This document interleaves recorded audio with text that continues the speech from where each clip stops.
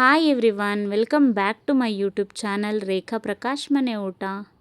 ಇವತ್ತಿನ ಈ ವಿಡಿಯೋದಲ್ಲಿ ಆರೋಗ್ಯಕರವಾದಂಥ ಒಂದು ರೆಸಿಪಿನ ತೋರಿಸ್ಕೊಡ್ತಾ ಇದ್ದೀನಿ. ಏನಪ್ಪ ಅದು ಅಂದರೆ ನುಗ್ಗೆ ಸೊಪ್ಪಿನ ಪಲ್ಯ. ಹೌದು, ಈ ಪಲ್ಯನ ಯೂಶಲಿ ಉಪ್ಸಾರು ಜೊತೆ ಪಲ್ಯ ಮಾಡ್ತೀವಿ ಅಥವಾ ಬಸ್ಸಾರು ಜೊತೆ ಮಾಡ್ತೀವಿ. ಬಟ್ ಇವತ್ತು ಹಾಗೆ ಒಂದು ಪಲ್ಯನ ಮಾಡೋದು, ಸೊಪ್ಪಿನ ಪಲ್ಯ. ಈಸಿಯಾಗಿ ಹೇಳಬೇಕು ಅಂದರೆ ಸೊಪ್ಪಿನ ಪಲ್ಯ ಮಾಡೋದು ಹೇಗೆ ಅಂತ ತೋರಿಸ್ಕೊಡ್ತೀನಿ. ಇದಕ್ಕೆ ನಾನು ನುಗ್ಗೆ ಸೊಪ್ಪು, ಈರುಳ್ಳಿ, ಒಣಮೆಣಸಿನ್ಕಾಯಿ, ಕರಿಬೇವಿನ ಸೊಪ್ಪು ಮತ್ತು ಕಾಯಿ ತುರಿ, ಜೊತೆಗೆ ಒಗ್ಗರಣೆಗೆ ಎಣ್ಣೆ ಮತ್ತು ರುಚಿಗೆ ತಕ್ಕಷ್ಟು ಉಪ್ಪು ಇಷ್ಟನ್ನು ತೊಗೊಂಡಿದ್ದೀನಿ. ಇಷ್ಟೇ ಬೇಕಾಗಿರುವಂಥ ಇಂಗ್ರೀಡಿಯೆಂಟ್ಸ್. ಮೊದಲಿಗೆ ಒಂದು ಫ್ರೈಯಿಂಗ್ ಪ್ಯಾನ್ನ ತೊಗೊಳ್ಳೋಣ. ಫ್ರೈಯಿಂಗ್ ಪ್ಯಾನ್ಗೆ ಸ್ವಲ್ಪ ಎಣ್ಣೆನ ಹಾಕ್ಕೊಂಡು ಬಿಸಿ ಆಗೋಕ್ಕೆ ಬಿಡಬೇಕಾಗುತ್ತೆ.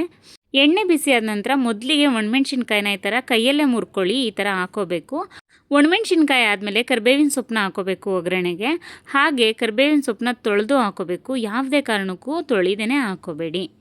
ಅದಾದಮೇಲೆ ಸಣ್ಣದಾಗಿ ಉದ್ದು ಕಟ್ ಮಾಡ್ಕೊಂಡಿರುವಂಥ ಈರುಳ್ಳಿನ ಸೇರಿಸ್ಬಿಟ್ಟು ನೀಟಾಗಿ ಫ್ರೈ ಮಾಡಬೇಕಾಗತ್ತೆ. ಈರುಳ್ಳಿ ಫ್ರೈ ಆಗಬೇಕಾದ್ರೇ ರುಚಿಗೆ ತಕ್ಕಷ್ಟು ಉಪ್ಪನ್ನು ಹಾಕ್ಕೊಂಡು ಮತ್ತೆ ಮಿಕ್ಸ್ ಕೊಡಿ. ಹಾಗೆ ನುಗ್ಗೆ ಸೊಪ್ಪು ಮಾಡಬೇಕಾದ್ರೆ ಕೇರ್ಫುಲ್ಲಾಗಿ ಮಾಡಬೇಕಾಗಿರೋ ಒಂದೇ ವಿಷಯ ಏನಂದರೆ ಉಪ್ಪನ್ನ ಸ್ವಲ್ಪ ಕಮ್ಮಿ ಹಾಕ್ಕೋಬೇಕು.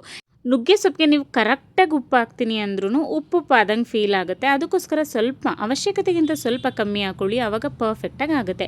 ಈರುಳ್ಳಿ ಒಗ್ಗರಣೆಲಿ ಕಂಪ್ಲೀಟಾಗಿ ಬೆಂದಾದಮೇಲೆ ವಾಶ್ ಮಾಡಿರುವಂಥ ನುಗ್ಗೆ ಸೊಪ್ಪನ್ನ ಹಾಕಬೇಕಾಗತ್ತೆ.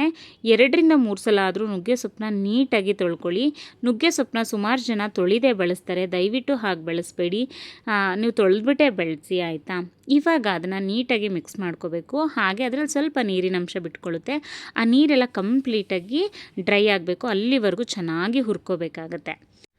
ಸೊಪ್ಪಲ್ಲಿ ಇದ್ದಂಥ ನೀರೆಲ್ಲ ಡ್ರೈ ಆದಮೇಲೆ ತೊಗೊಂಡಂಥ ತೆಂಗಿನ ತುರಿನ ಸೇರಿಸಿ ಮತ್ತೆ ನೀಟಾಗಿ ಮಿಕ್ಸ್ ಮಾಡ್ಕೊಳ್ಬೇಕು.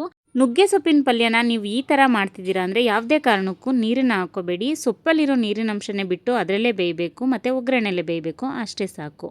ನುಗ್ಗೆ ಸೊಪ್ಪನ್ನ ಮಾತ್ರ ಯಾವಾಗಲೂ ವೇಸ್ಟ್ ಮಾಡಬೇಡಿ, ಆಯಿತಾ.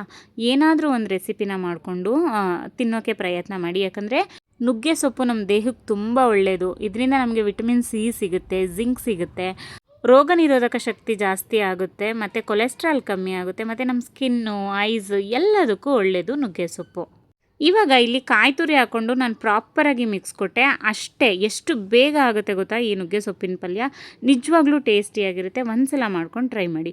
ಸೊ ಇದಾಗಿತ್ತು ಇವತ್ತಿನ ಸ್ಪೆಷಲ್ ರೆಸಿಪಿ. ಯಾರೆಲ್ಲ ನನ್ನ ಚಾನಲ್ನ ಇನ್ನೂ ಸಬ್ಸ್ಕ್ರೈಬ್ ಮಾಡ್ದಿಲ್ಲ ನೋಡ್ತಾ ಇದ್ದೀರಾ, ಪ್ಲೀಸ್ ಒಂದು ಸಬ್ಸ್ಕ್ರೈಬ್ ಮಾಡ್ಕೊಂಡು ನೋಡಿ. ಹಾಗೆ ಈ ವಿಡಿಯೋ ನಿಮ್ಗೆ ಇಷ್ಟ ಆಗಿದ್ರೆ ದಯವಿಟ್ಟು ಲೈಕ್ ಮಾಡಿ, ಶೇರ್ ಮಾಡಿ, ಹಾಗೆ ಕಾಮೆಂಟ್ ಮಾಡಿ. ರೆಸಿಪಿನ ನೀವು ಒಂದ್ಸಲ ಟ್ರೈ ಮಾಡಿ, ಖಂಡಿತ ನಿಮಗೂ ಇಷ್ಟ ಆಗುತ್ತೆ. Thank you so much. ಹಾಗೆ ನುಗ್ಗೆ ಸೊಪ್ಪಲ್ಲಿ ನೀವೇನು ರೆಸಿಪಿ ಮಾಡ್ತೀರಾ ಅಂತ ನನಗೆ ಕಾಮೆಂಟ್ ಮಾಡಿ ತಿಳಿಸಿ. Thank you.